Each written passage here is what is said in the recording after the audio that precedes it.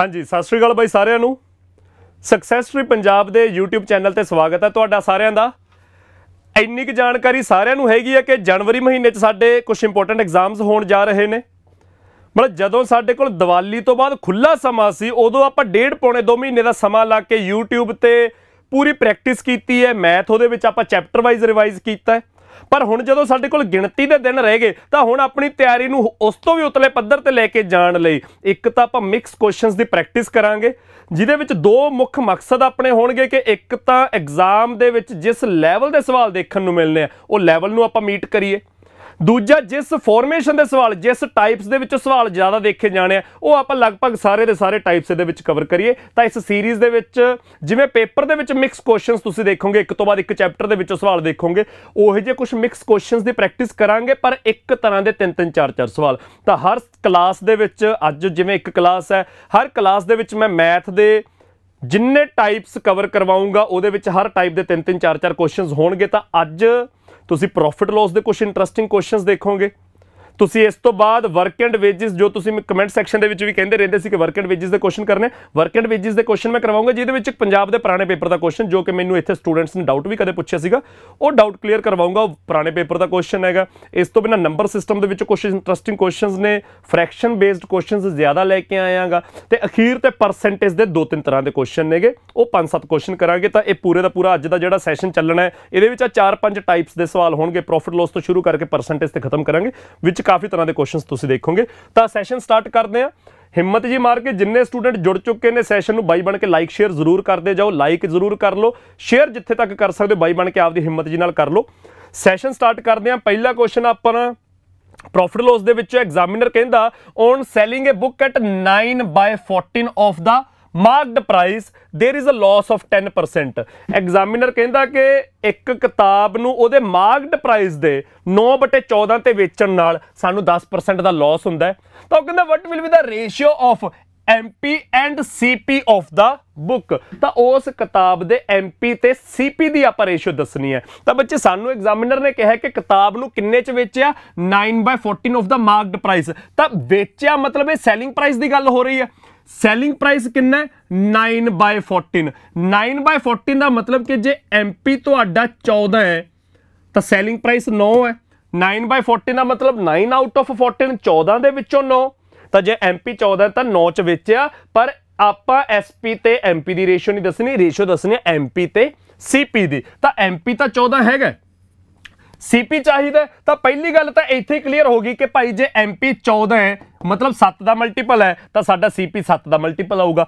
Sorry MP 7 का multiple आऊगा। तो 7 के मल्टीपल वाले 2 ऑप्शन ने। सो इस करके आप हले आंसर तो नहीं जा सकते। जे इक्को ही ऑप्शन हुंदा जिहदे MP की वैल्यू 7 वाले पासे हुंदी 7 का मल्टीपल हुंदी तो साडा उही आंसर आ जाना सीगा।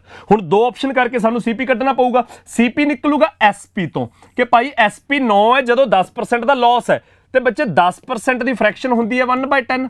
1/10 का लॉस मतलब 10 के उत्ते एक लॉस हो गया यानी कि सैलिंग प्राइस 9 रह गया जो कि असल च 9 है। तो CP की होगा 10 जिहदे ते एक लॉस तो बाद SP 9 आ गया तो CP बच्चे तुहाडा 10 आ गया।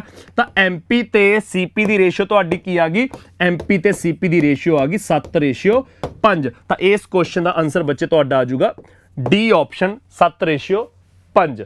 तो कुछ इस लैवल के सवाल होणगे जो देखण नूं 1.5 2-2 लाइनां दी स्टेटमेंट बननगियां पर करन लग्या थोड़ा जिहा दिमाग लाउणा पऊगा। तो आपां सारे दा सारा कंसैप्ट रीड करांगे कि भाई बेसिकली सवाल बनिया किवें एग्जामिनर कह की रहा है उहदे विच जिहड़ियां फ्रैक्शनां वरतनियां पै रहीआं ने फ्रैक्शनां दा ध्यान रखांगे। जे कोई ऑप्शन चक्किया जा सकदा ऑप्शन चक्कण की कोशिश करांगे। जिथे ऑप्शन नहीं चक्किया जा सकदा उत्थे फिर आपां सॉल्व भी करांगे। तो ये सारे दा सारा एक तरीका रहूगा जिहदे नाल आपां ये क्वेश्चन सॉल्व करने हैं। तो इस तो बाद अगला क्वेश्चन देखो बच्चे की है। अगले क्वेश्चन च एग्जामिनर कहंदा the reduction of ₹12 in the selling price of an article will change 5% gain into 2.5% loss। Examiner कहंदा किसी आर्टिकल दा जिहड़ा सैलिंग प्राइस है वो 12 रुपए घटाउण दे नाल जे उहनूं 12 रुपए सस्ते च वेचीए घटाउण दा मतलब कि पहले नालों घट च वेचना यानी कि सस्ता वेचना वेचण नाल ओहदा 5% जो गेन हो रहा सी हुण 2.5% लॉस हो जाऊगा। तो फाइंड द कॉस्ट प्राइस। तो बच्चे जदों आपां कॉस्ट प्राइस कड्ढना मतलब आपां 100% की वैल्यू कड्ढनी है। कॉस्ट प्राइस हमेशा 100% हुंदा तो 100% की वैल्यू कड्ढनी आ।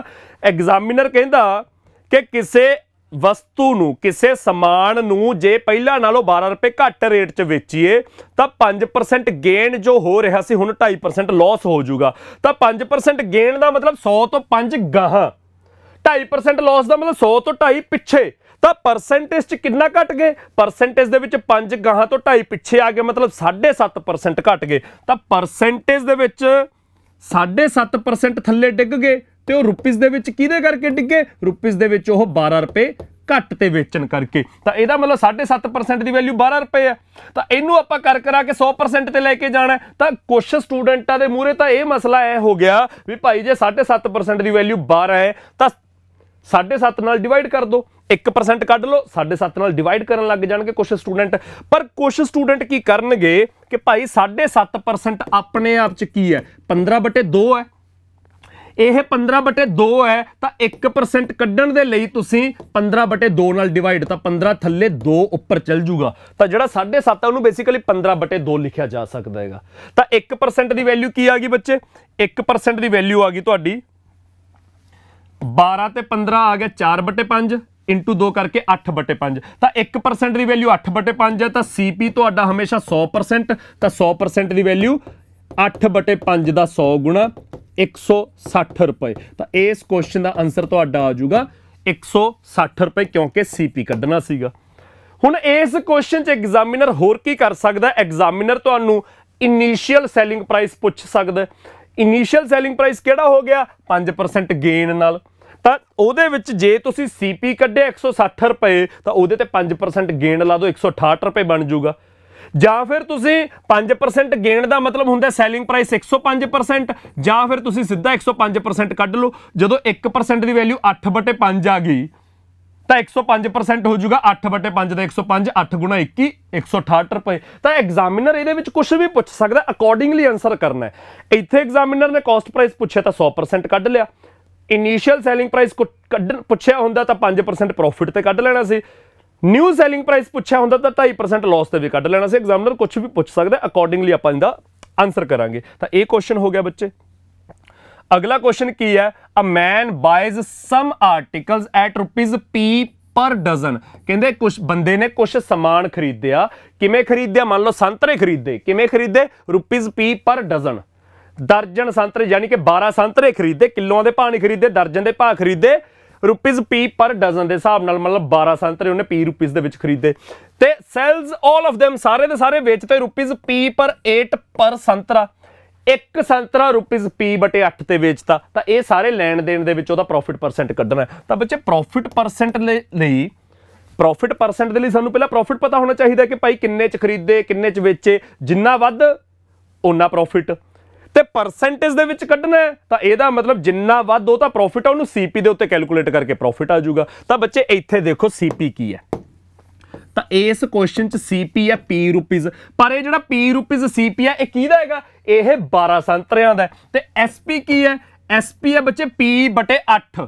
ਆ P/8 SP ਇੱਕ ਸੰਤਰੇ ਦਾ। ਬੱਚੇ CP ਜੇ 12 ਸੰਤਰਿਆਂ ਦਾ ਤਾਂ SP ਵੀ 12 ਸੰਤਰਿਆਂ ਦਾ ਦੇਖਣਾ ਪਊਗਾ। ਤਾਂ SP ਕਿੰਨਾ ਆ ਗਿਆ? SP ਆ ਗਿਆ ਤੁਹਾਡਾ 3/2P।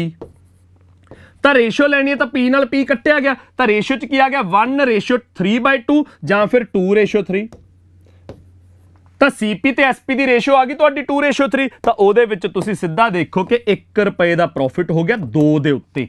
ਜੇ ਤਾਂ ਆਪਾਂ ਪਰਸੈਂਟੇਜ ਕੱਢਣੀ ਹੈ ਤਾਂ CP ਦੇ ਨਾਲ ਕੰਪੇਅਰ ਵੀ ਕਰਨਾ ਨਾ। ਤਾਂ 1 ਰੁਪਏ ਦਾ ਪ੍ਰੋਫਿਟ 2 ਦੇ ਉੱਤੇ ਕਿੰਨਾ ਬਣ ਗਿਆ? ਸਭ ਨੂੰ ਪਤਾ 1/2 50% ਹੁੰਦਾ। ਕੁਝ ਕਰਨ ਦੀ ਲੋੜ ਨਹੀਂ, ਮੇਰੀ ਮਜਬੂਰੀ ਹੈ ਸਾਈਡ ਤੇ ਲਿਖਣ ਦੀ।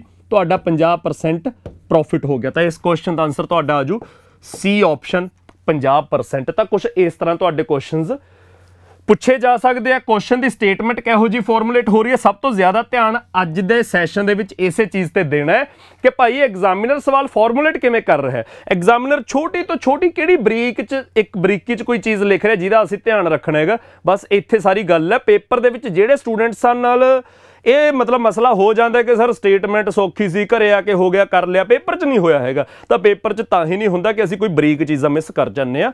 ਉਹਨਾਂ ਦਾ ਧਿਆਨ ਰੱਖਣਾ। ਬਸ ਆਪਾਂ ਇਹ ਸੈਸ਼ਨ ਜਿਹੜਾ ਸਾਰੇ ਦਾ ਸਾਰਾ ਹੁਣ ਪੇਪਰ ਤੱਕ ਚੱਲੂ। ਮੈਥ ਆਪਾਂ ਇਹੋ ਜਿਹੇ ਸਵਾਲਾਂ ਤੇ ਰੱਖਾਂਗੇ। ਅਗਲਾ ਕੁਐਸਚਨ ਦੇਖੋ ਬੱਚੇ ਕੀ ਹੈ ਤੁਹਾਡਾ।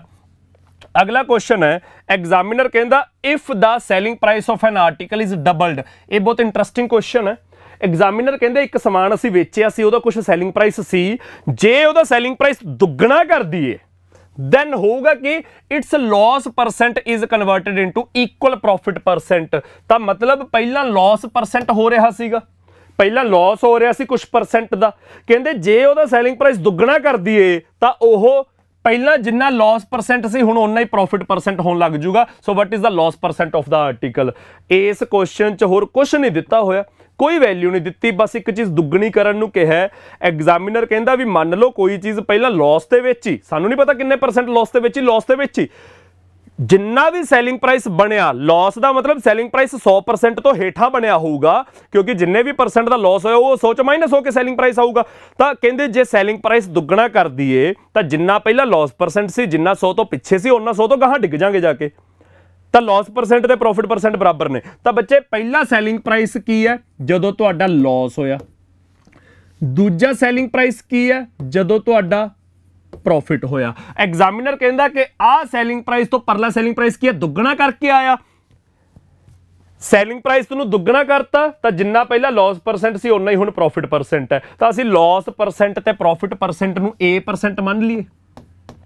तो बच्चे लॉस दे केस च साडा सैलिंग प्राइस की हो जाऊगा 100 माइनस ए, सीपी साडा 100%, जे ए परसेंट का लॉस है तो सैलिंग प्राइस 100 माइनस ए, ते जे एसपी दुगना कर दिए, दुगने का मतलब एदा 2 गुना कर दिए तो उही प्रॉफिट परसेंट बन जूगा। प्रॉफिट परसेंट का मतलब 100 प्लस ए, तो इत्थे यह क्वेश्चन सॉल्व हो जूगा। तो एग्जामिनर कहता पहला लॉस हो रहा तो ए परसेंट का लॉस है तो 100 माइनस ए सैलिंग प्राइस आ।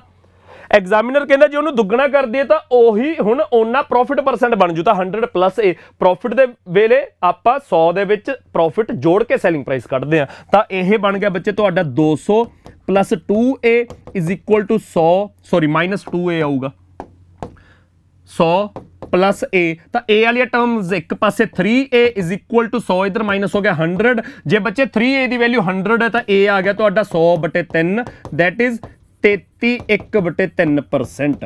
तो इस क्वेश्चन का आंसर तुहाडा आ जाऊगा 33.33%। डेसिमल दे विच ऑप्शन है तो 33.33, फ्रैक्शन च हुंदा तो 33 1/3%। ये साडा बहुत थोड़ा जिहा इंटरस्टिंग क्वेश्चन है। मैं बाई बन के बेनती करदा कि जिन्ने स्टूडेंट्स बैठे ने सैशन दे विच, सैशन नूं लाइक शेयर जरूर करते जाओ। क्वेश्चनस शुरू तो लेके अखीर तक इसे पद्धर दे होणगे, इस तरह के फॉर्मूलेट होणगे, यही लैवल तुसीं कल नूं पेपर च देखना हैगा। तो मिक्स क्वेश्चनस होणगे, जिवें हुण प्रॉफिट लॉस कीता है, वर्क एंड वेजिज के क्वेश्चंस देखोगे जिहदे विच एक पुराने पेपर का, पंजाब के पुराने पेपर का क्वेश्चन भी मैं लेके आयागा, वो इत्थों वाले स्टूडेंट्स ने मैनूं डाउट पुछिया सीगा, वो मैं सॉल्व करवाऊंगा। फिर नंबर सिस्टम के तुसीं कुछ क्वेश्चंस देखोगे, फ्रैक्शंस वाले क्वेश्चंस देखोगे, अखीर ते परसेंटेज के क्वेश्चंस देखोगे। सैशन च बैठे रहो, बाई बन के लाइक शेयर जरूर कर दो।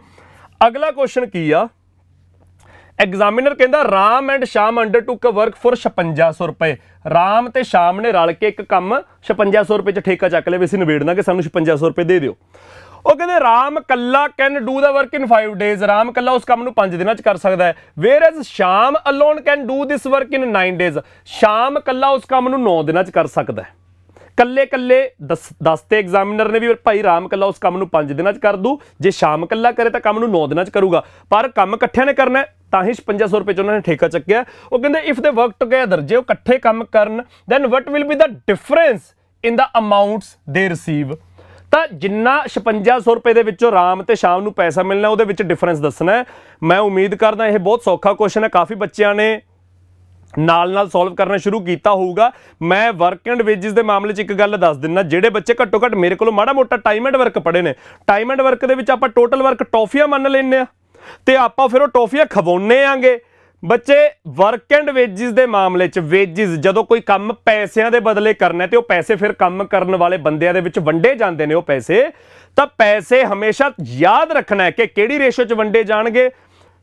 पहली गल, जे बंदे पहले दिन तो आखिरी दिन तक इकट्ठे ही काम कर रहे हैं, फिर जिहड़ी रेशियो च उन्हां दी एफिशिएंसी है वो च पैसे वंडे जाणगे, फिर कोई रौला ही नहीं हैगा, फिर टोटल टॉफियां वाल झाकना ही नहीं हैगा। जे पहले दिन तो आखिरी दिन तक इकट्ठे ही काम कर रहे हैं, कोई अद्ध च छड्ड के नहीं जाता जां कोई अद्ध च आके नहीं जुड़दा, पहले दिन तो आखिरी दिन तक इकट्ठे ही काम कर रहे हैं, तो जिहड़ी रेशियो च उन्हां दी एफिशिएंसी उस रेशियो च उन्हां दे पैसे वंडे जाणगे। तो इस क्वेश्चन दे विच राम ते श्याम ਦਾ ਸਾਨੂੰ ਟਾਈਮ ਦਿੱਤਾ ਹੋਇਆ ਕਿ ਰਾਮ ਉਸ ਕੰਮ ਨੂੰ 5 ਦਿਨਾਂ 'ਚ ਕਰਦਾ, ਸ਼ਾਮ ਉਸ ਕੰਮ ਨੂੰ 9 ਦਿਨਾਂ 'ਚ ਕਰਦਾ। ਸੋ ਬੱਚੇ ਜੇ ਟਾਈਮ ਦੀ ਰੇਸ਼ੋ 5:9 ਹੈ ਤਾਂ ਉਹਨਾਂ ਦੀ ਐਫੀਸ਼ੀਐਂਸੀ ਕੀ ਹੋ ਜੂਗੀ? ਐਫੀਸ਼ੀਐਂਸੀ 9:5 ਹੋ ਜੂਗੀ। ਐਫੀਸ਼ੀਐਂਸੀ 9:5 ਹੋਗੀ ਤਾਂ ਕਿਉਂਕਿ ਉਹ ਸ਼ੁਰੂ ਤੋਂ ਅਖੀਰ ਤੱਕ ਇਕੱਠੇ ਕੰਮ ਕਰਦੇ ਆ ਤਾਂ ਉਹਨਾਂ ਦਾ ਪੈਸਾ ਵੀ 9:5 'ਚ ਵੰਡਿਆ ਜਾਊਗਾ। ਤਾਂ ਪੈਸਾ 9:5 ਦਾ ਮਤਲਬ ਸਾਨੂੰ ਟੋਟਲ ਪੈਸਾ ਦਿੱਤਾ ਹੈ ਤਾਂ ਰੇਸ਼ੋ ਦਾ ਟੋਟਲ 14, 9 ਤੇ 5 14 ਹੁੰਦੇ ਆ ਤਾਂ 14 ਦੀ ਵੈਲਿਊ 5600 ਤਾਂ ਇਹਦਾ ਮਤਲਬ 1 ਦੀ ਵੈਲਿਊ 400। ਸਾਨੂੰ ਪੁੱਛਿਆ ਉਹਨਾਂ ਦਾ ਡਿਫਰੈਂਸ ਤਾਂ 9 ਤੇ 5 ਦਾ ਡਿਫਰੈਂਸ 4 ਯੂਨਿਟ ਹੈ। ਜੇ 1 ਦੀ ਵੈਲਿਊ 400 ਤਾਂ 4 ਦੀ ਵੈਲਿਊ 1600। ਇਸ ਕੁਐਸਚਨ ਦਾ ਆਨਸਰ ਆ ਜਾਊਗਾ डी ऑप्शन। तो बच्चे इस क्वेश्चन का निचोड़ कित्थे निकलदा जाके कि भाई वर्क एंड वेजिस के मामले जदों बंदे कट्ठे शुरू करके कट्ठे ही खत्म करते हैं तो जो उन्हां दी एफिशिएंसी दी रेशियो ਉਹੀ ਉਹਨਾਂ ਦਾ पैसे वंडे जाणगे उस रेशियो दे विच। तां इत्थे सानू टाइम दिता सी राम कल्ला 5 दिनां च, शाम कल्ला 9 दिनां च। सो जे टाइम 5:9 है तो एफिशिएंसी पुट्ठी हो जू 9:5, पैसे 9:5 च वंड दांगे। इस तो वध करन नूं कुछ नहीं हैगा इन्हां सवालां च।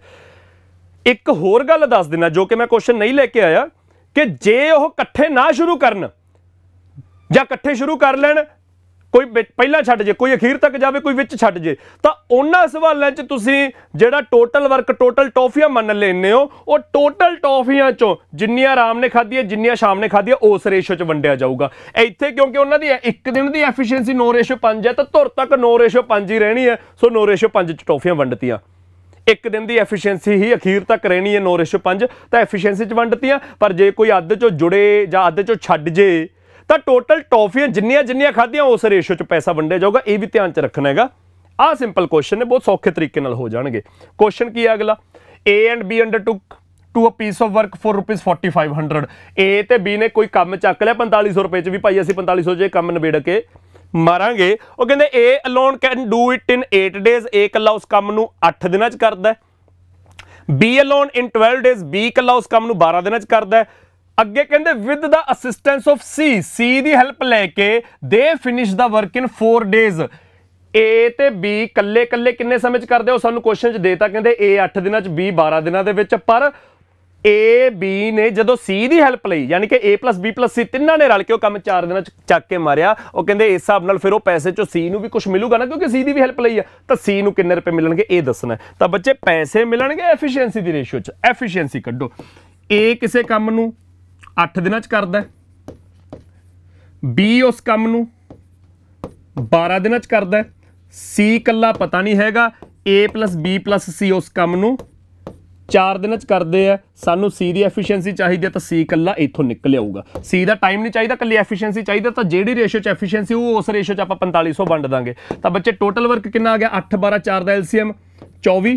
तो टोटल 24 टॉफियां। ए 8 दिनां च 24 डेली 3, बी 12 दिनां च 24 डेली 2, ए बी सी 4 दिनां 24 तो डेली 6 टॉफियां खांदे आ। ए बी ते सी रल के 6 टॉफियां खांदे आ दिहाड़ी च, पर वो 6 दे विचों 3 टॉफियां ए दियां ने, 2 टॉफियां बी दियां ने। तो सी दियां किन्नियां होणगियां कि 6 बन जाण, सी दी होगी 1 टॉफी। तो बच्चे ए बी ते सी दी एफिशिएंसी दी रेशो की आ गई 3:2:1। तो बच्चे ए बी ते सी दी एफिशिएंसी दी रेशो जे 3:2:1 है तो ਇਹਦਾ मतलब इन्हां नूं पैसे भी 3:2:1 च वंडे जाणगे। तो 321 का टोटल हो गया 6 यूनिट ते 6 की वैल्यू की है 4500 रुपए। तो बच्चे जे 6 यूनिट की वैल्यू 4500 रुपए है तो 1 यूनिट आ गया 750 रुपए। तो आप सी के पैसे कड्ढने तो सी के पैसे रेशो के 1 यूनिट है तो 1 की वैल्यू आ जाएगी तुहाडी 750 रुपए। तो इस क्वेश्चन का आंसर तुहाडा आ जाऊगा सी ऑप्शन 750 रुपए। तो यह थोड़ा जिहा इंटरस्टिंग क्वेश्चन है। बी का पूछा होंदा तो 1 की वैल्यू 750, 2 की वैल्यू 1500, बी दे 1500, ए दे 3 गुणा करके 2250। फर्स्ट ऑप्शन ए दे, सैकेंड ऑप्शन बी दे, थर्ड ऑप्शन सी दे। तो सानू सी दे पूछे गए हैं तो 750। पैसे जो काम करने के बदले च पैसे मिलते हैं, वर्क एंड वेजिस का सवाल है तो पैसे किहड़ी रेशो च वंडे जाणगे भाई? जे शुरू तो लैके अखीर तक इकट्ठे काम कर रहे हैं तो जो उन्होंने एफिशिएंसी की रेशियो उहदे विच पैसे वंडे जाणगे। एफिशिएंसी की रेशियो पिछले क्वेश्चन च तो सीधा टाइम नूं पुट्ठा करके कढ लई क्योंकि होर कोई बंदा नहीं, इहदे विच सानू एफिशिएंसी की रेशियो कढनी पैगी। इन्नी की गल है। अगला क्वेश्चन वो है जिहड़ा मैं कह रहा कि पंजाब के पुराने पेपर च भी पूछा गया सवाल सीगा। कुछ स्टूडेंट्स ने मैनू डाउट पूछा सी, पेड बैच वाले बच्चों का डाउट सीगा, उत्थे डाउट क्लीयर करवाया। मैनू है भी यूट्यूब पर भी कर लेने, काफ़ी स्टूडेंट्स ने क्वेश्चन निगाह चो कढ़िया होगा, आपां सॉल्व कर लेने। ध्यान नाल देखो, फ्रैक्शंस नूं समझना हैगा।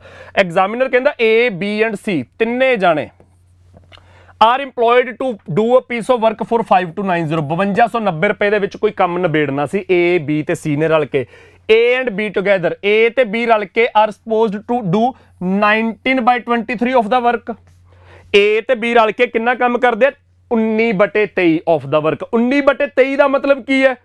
19/23 ਦਾ ਮਤਲਬ ਹੈ 23 ਦੇ ਵਿੱਚੋਂ 19 ਆਊਟ ਆਫ 23, 23 ਚੋਂ 19 ਕੰਮ, 23 ਚੋਂ 19 ਟੌਫੀਆਂ A ਤੇ B ਖਾਂਦੇ ਆ, ਮਤਲਬ C ਨੇ 4 ਖਾਧੀਆਂ ਹੋਣਗੀਆਂ। ਵੀ ਭਾਈ ਜੇ ਟੋਟਲ ਵਰਕ 23 ਹੈ, ਟੋਟਲ 23 ਟੌਫੀਆਂ ਨੇ, A ਤੇ B ਨੇ 19 ਖਾਧੀਆਂ, ਮਤਲਬ C ਨੇ 4 ਖਾਧੀਆਂ। And while B and C together do 8/23 of the work. ਇੱਥੇ ਵੀ 23 ਹੈ ਤਾਂ ਇਹਦਾ ਮਤਲਬ ਟੋਟਲ ਵਰਕ ਆਪਾਂ 23 ਮੰਨ ਸਕਦੇ ਹਾਂ। ਟੋਟਲ ਵਰਕ ਕਿਉਂਕਿ ਦੋਨਾਂ ਫ੍ਰੈਕਸ਼ਨਾਂ ਦੇ ਵਿੱਚ 23 ਹੈ ਤਾਂ ਟੋਟਲ ਆਪਾਂ 23 ਮੰਨ ਲੈਂਦੇ ਆ। ਤਾਂ 23 ਦੇ ਵਿੱਚੋਂ A B C ਨੇ ਟੌਫੀਆਂ ਕਿਵੇਂ ਖਾਧੀਆਂ? A ਤੇ B ਨੇ 19 ਖਾਧੀਆਂ ਤਾਂ C ਨੇ 4 ਖਾਧੀਆਂ। B ਤੇ C ਨੇ 23 ਚੋਂ 8 ਖਾਧੀਆਂ ਤਾਂ ਬਾਕੀ ਦੀਆਂ 15 A ਨੇ ਖਾਧੀਆਂ। C ਦੇ ਹਿੱਸੇ ਕਿੰਨੀਆਂ ਆਈਆਂ? ਸੌਰੀ B ਦੇ ਹਿੱਸੇ ਕਿੰਨੀਆਂ ਆਈਆਂ? ਬਾਕੀ 4 B ਦੇ ਹਿੱਸੇ ਆਈਆਂ। ਦੇਖੋ A ਤੇ B ਦੀਆਂ ਕਿੰਨੀਆਂ ਨੇ? 19/23 ਤਾਂ A ਤੇ B ਦੀਆਂ ਕਿੰਨੀਆਂ ਨੇ? 15 4 19 ਆਊਟ ਆਫ 23। B ਤੇ C ਦੀਆਂ ਕਿੰਨੀਆਂ ਨੇ? 8/23, 4 ਤੇ 4 8/23 ਤਾਂ A ਦੀਆਂ ਨੇ 15, B ਦੀਆਂ 4, C ਦੀਆਂ 4 ਆਊਟ ਆਫ 23। ਉਹ ਕਹਿੰਦੇ A ਸ਼ੁੱਡ ਬੀ ਪੇਡ। ਤਾਂ ਬੱਚੇ ਜੇ ਉਹਨਾਂ ਨੇ ਟੌਫੀਆਂ 15:4 ਚ ਖਾਧੀਆਂ ਤਾਂ ਪੈਸੇ ਵੀ 15:4 ਚ ਹੀ ਵੰਡੇ ਜਾਣਗੇ। ਤਾਂ ਟੋਟਲ ਪੈਸੇ ਹੋ ਗਏ 15 4 19 4 23। ਟੋਟਲ ਪੈਸੇ ਹੋ ਗਏ 23 ਯੂਨਿਟ, ਜਿਹਦੀ ਵੈਲਿਊ ਕੀ ਹੈ? 5290। ਹੁਣ ਮੈਂ ਉਮੀਦ ਕਰਦਾ ਕਿ ਸਾਰੇ ਸਟੂਡੈਂਟਸ ਨੂੰ ਦੇਖ ਕੇ ਪਤਾ ਲੱਗ ਗਿਆ ਹੋਊਗਾ ਕਿ 5290 ਚ 529 ਕੀ ਹੈ? 23 ਦਾ ਸਕੁਆਇਰ। 529 23 ਦਾ ਸਕੁਆਇਰ ਹੈ ਤਾਂ ਇੱਧਰ 23 ਕੱਟਿਆ, ਉਧਰ 23, ਪਿੱਛੇ 0 ਆ ਗਈ ਤਾਂ 1 ਯੂਨਿਟ ਦੀ ਵੈਲਿਊ 230। ਆਪਾਂ A ਦੀ ਕੀਮਤ ਦੱਸਣੀ ਹੈ, A ਨੂੰ ਕਿੰਨਾ ਹਿੱਸਾ ਮਿਲਿਆ ਤਾਂ 15 ਦੀ ਵੈਲਿਊ, 1 ਦੀ ਵੈਲਿਊ ਜੇ 230 ਤਾਂ 15 ਦੀ ਵੈਲਿਊ 15 ਗੁਣਾ 230 ਤਾਂ ਇਹ ਆ ਗਿਆ ਬੱਚੇ ਤੁਹਾਡਾ ਮੇਰੇ ਖਿਆਲ ਚ 3450 ਰੁਪਏ।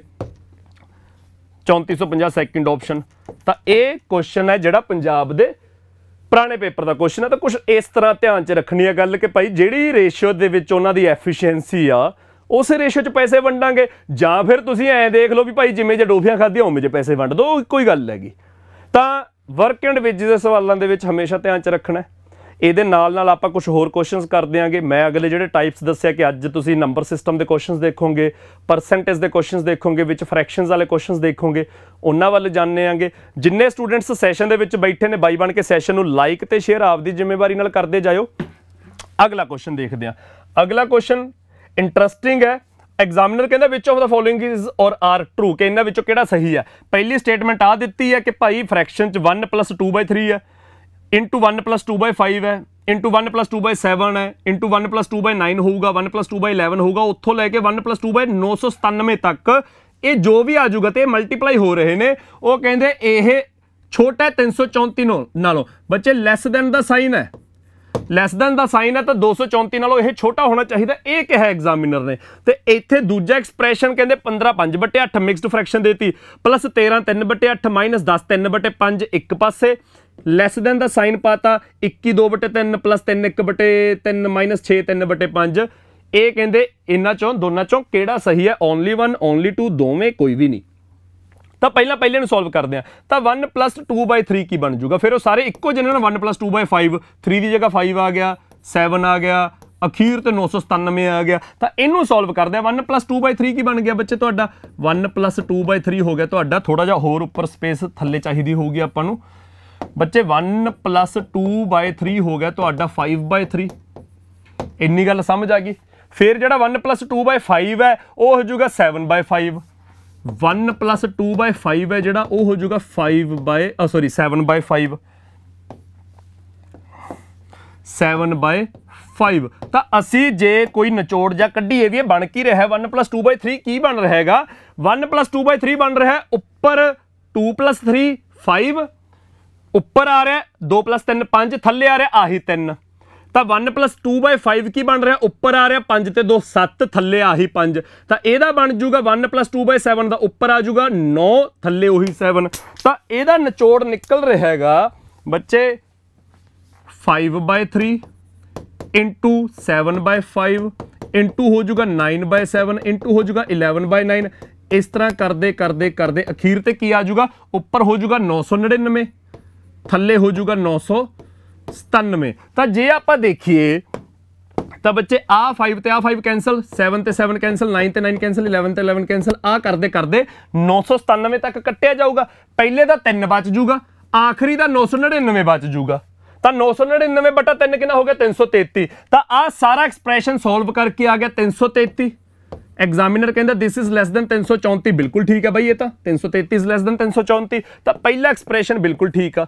ਹੁਣ ਦੂਜਾ ਐਕਸਪ੍ਰੈਸ਼ਨ ਦੇਖਣਾ। ਦੂਜੇ ਐਕਸਪ੍ਰੈਸ਼ਨ 'ਚ ਬਸ ਮਿਕਸਡ ਫ੍ਰੈਕਸ਼ਨਾਂ ਇੱਕ ਪਾਸੇ ਨੇ, ਮਿਕਸਡ ਫ੍ਰੈਕਸ਼ਨਾਂ ਦੂਜੇ ਪਾਸੇ ਨੇ, ਲੈਸ ਦੈਨ ਦਾ ਸਾਈਨ ਹੈ। ਪਰ ਮਿਕਸਡ ਫ੍ਰੈਕਸ਼ਨਾਂ 'ਚ ਬੱਚੇ ਮਿਕਸਡ ਫ੍ਰੈਕਸ਼ਨ ਤੁਹਾਡੀ ਕਿੱਥੋਂ ਬਣਦੀ ਹੈ? ਮਿਕਸਡ ਫ੍ਰੈਕਸ਼ਨ ਬਣਦੀ ਹੈ ਤੁਹਾਡੀ ਇੱਕ ਹੋਲ ਨੰਬਰ ਉਹਦੇ ਨਾਲ proper fraction.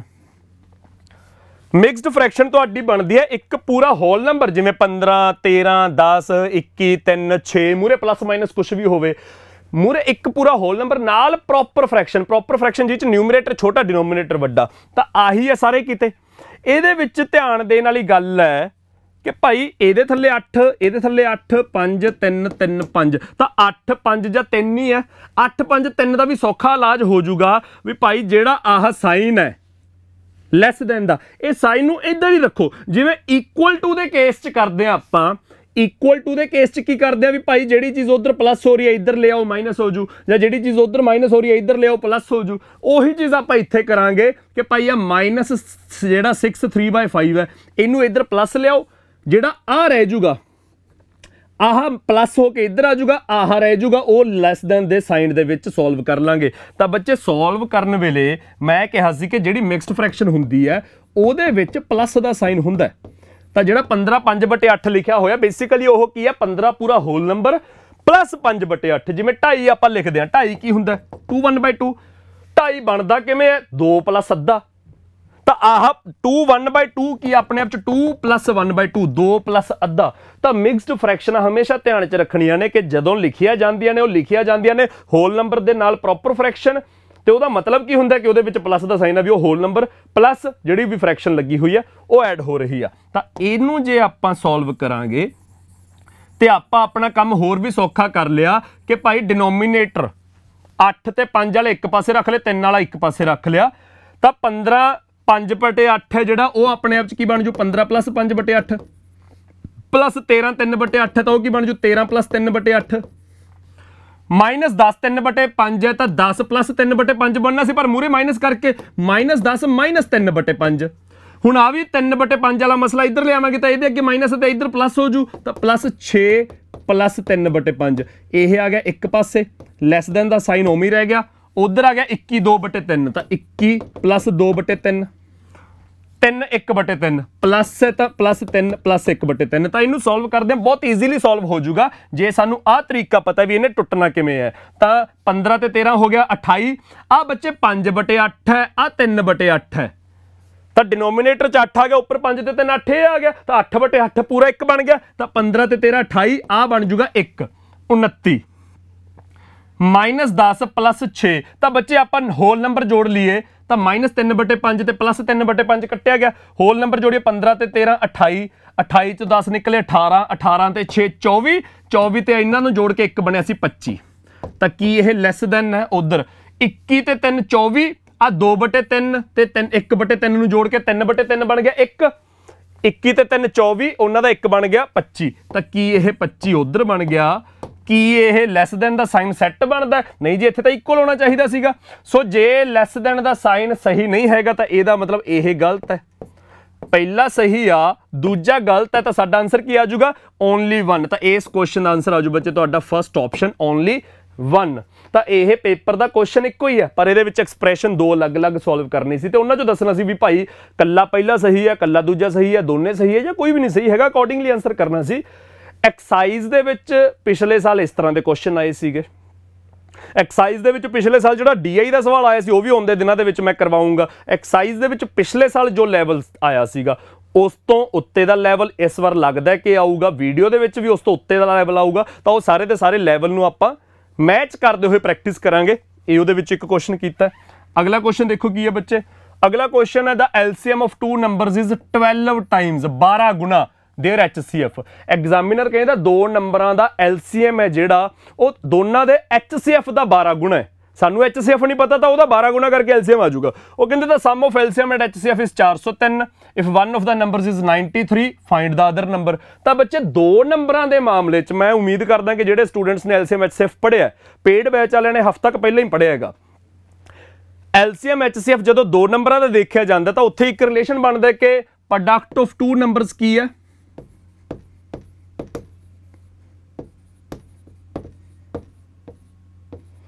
is equal to product of their LCM and HCF। ਤਾਂ ਦੋ ਨੰਬਰਾਂ ਦੇ ਮਾਮਲੇ 'ਚ ਇਹਦੇ ਤੇ ਕਿੰਨੇ ਹੀ ਸਵਾਲ ਬਣਾਏ ਹੋਏ ਨੇ ਆਪਾਂ।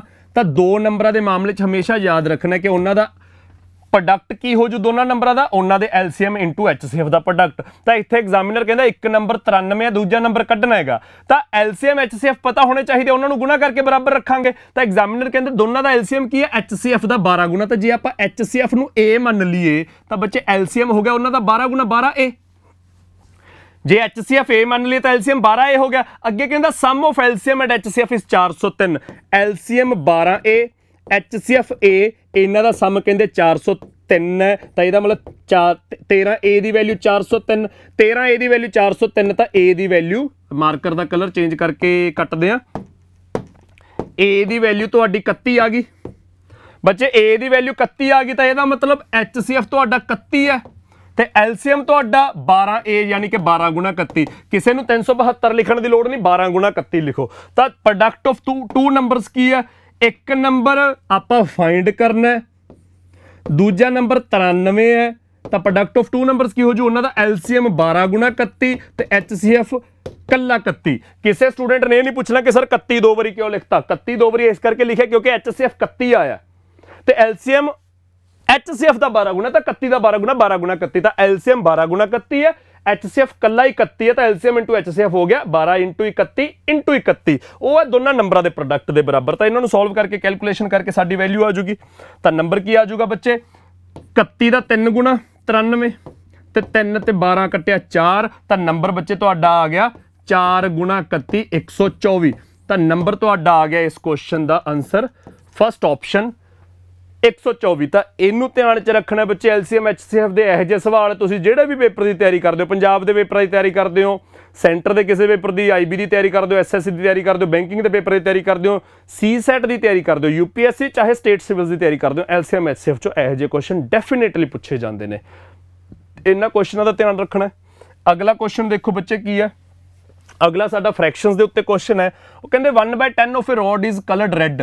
एक अपने को डांग है, ਉਹਦਾ 1/10 हिस्सा है ਜਿਹੜਾ ਉਹ ਅਸੀਂ ਲਾਲ रंग का पेंट करता। एग्जामिनर कहता उसे डांग का 1/20 हिस्सा ਅਸੀਂ संतरी पेंट करता, 1/30 ਅਸੀਂ येलो पेंट करता, 1/40 हरा, 1/50 ब्लू, 1/60 काला, ते बाकी ਜਿਹੜਾ ਉਹ वायलेट रंग का बैंगनी जे रंग का पेंट करता।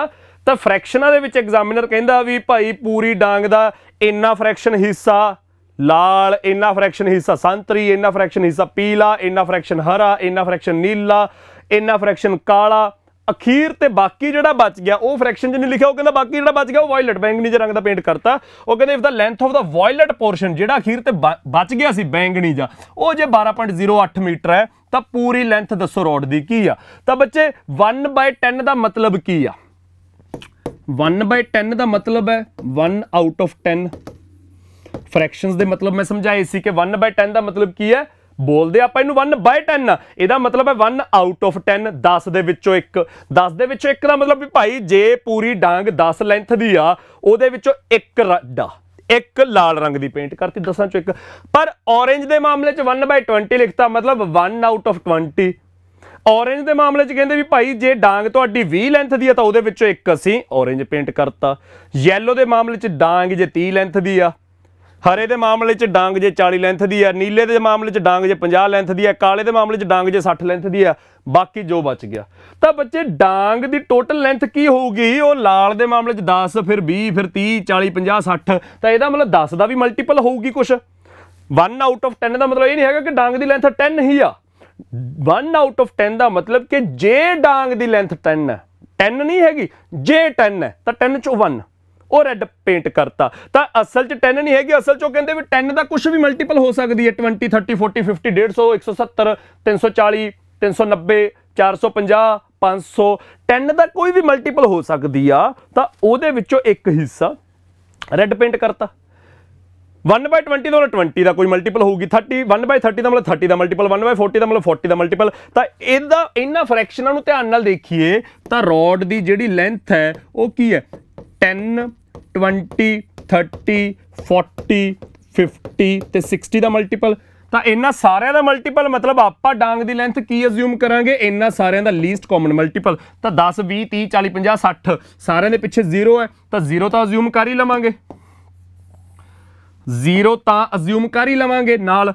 ਤਾਂ 1 2 3 4 5 6 ਦਾ ਮਲਟੀਪਲ ਕੀ ਆ ਜਾਊਗਾ ਤੁਹਾਡਾ 3 3 ਤੇ ਆ ਗਏ 6 6 ਆ ਗਏ 6 12 12 60। ਤਾਂ ਬੱਚੇ 60 ਮੂਰੇ ਯਾਨੀ ਕਿ 600।